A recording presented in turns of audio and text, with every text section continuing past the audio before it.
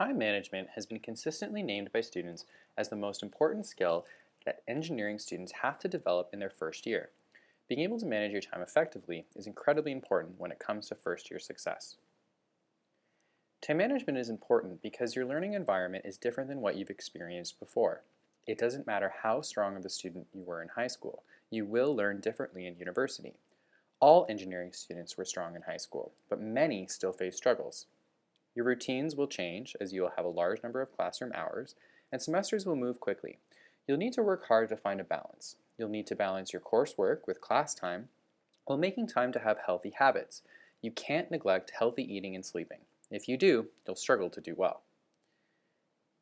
Effective time management starts with self-awareness. You have to spend some time thinking about your abilities and how you handle your time management challenges. Have you already faced time management difficulties? Even if you haven't, you should still expect this to be difficult in your first year. You should ask yourself what you like or dislike about studying. For example, maybe you don't like to study for long periods of time, but rather in shorter chunks.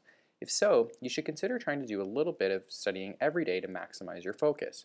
But if you do like studying for several hours at a time, you'll need to schedule this into your week to make the best use of your time. You'll also need to spend some time thinking about goals and priorities. The amount of time you'll need to study in order to simply pass a course and the amount of time you'll need to earn grades above 70 is different, and also different for each person. You can't expect to get grades in the 70s without having a solid plan to reach your goals. You also might want to get involved in extracurricular opportunities or take on a part-time job. If so, you'll need to think seriously about how you can fit these into your schedule. You'll have to determine what you'll be able to take on and what you will need to give up in order to reach your goals. The most important thing is to be honest and realistic with yourself about your goals, expectations, and priorities. So think to yourself, what's your biggest time management challenge? Do you procrastinate and put things off to the last minute?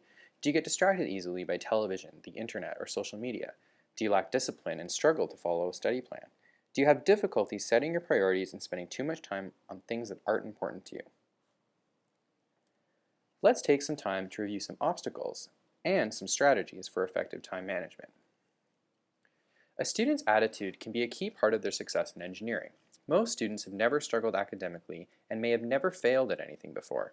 Students can run into difficulty if they just assume these things won't happen to them and don't take the steps to be sure that they won't. It's important to understand how you study as well. Are you using your time in the most effective way? Do you remain focused while studying? Are you studying in the way that works best for you? For example, do you work best by studying alone, or do you find it helpful to study with others and talk about the material? Your attitude towards what you're studying is also important. Sometimes students who study engineering don't always understand engineering as a discipline or why the material they're learning matters. This can be a barrier to student success. Students need to understand and enjoy what they're studying in order to do well. It might be helpful to think about why you're studying engineering and reflect on how you feel about the subjects you'll be studying. The environment in which you study is also really important. Many students need to study in a quiet place, like the library, because there are far too many distractions at home or in their room. But some students can't focus in large groups or noisy places. You need to think about the kind of space that will help you be the most comfortable and enable you to focus. This may include thinking about the temperature of the room, or whether or not you have snacks to keep you energized while studying. With so much technology available to us, you also need to think about what pieces of technology are distractions for you and what helps you study more effectively. Friends and family can also be studying distractions, or they can be powerful motivators and helpful during studying. You'll need to try and be aware of this. To manage your time, you should think about what tools might assist you.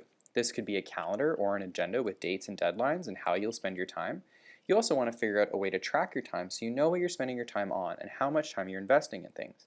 Making lists can also be a useful practice. You can make a list of things to do and use this to check things off as you complete them. You can also use lists to set priorities and organize tasks based on urgency, deadline, or how much you want to do them. Here is an example of how you might organize a monthly calendar based on classes or programs you're participating in. Here, we used last year's first year foundation schedule to illustrate the example.